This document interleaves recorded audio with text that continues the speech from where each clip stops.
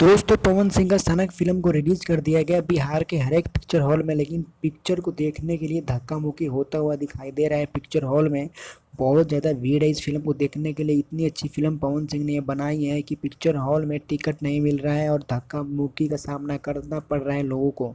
दोस्तों इस वक्त की बहुत बड़ी खबर है। पवन सिंह जो भोजपुरी के बादशाह हैं, जो भोजपुरी के पावर स्टार हैं, उनका एक पिक्चर आई जिस पिक्चर का नाम है सनक।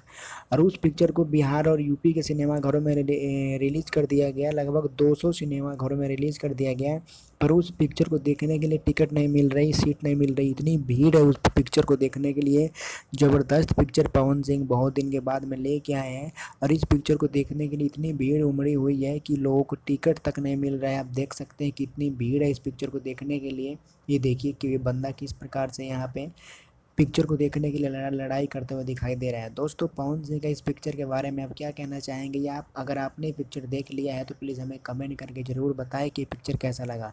दोस्तों अगर वीडियो अच्छी लगे तो लाइक करें और चैनल को सब्सक्राइब करें ताकि हम एक से बढ़ के एक वीडियो लेके आते रहें। Thank you.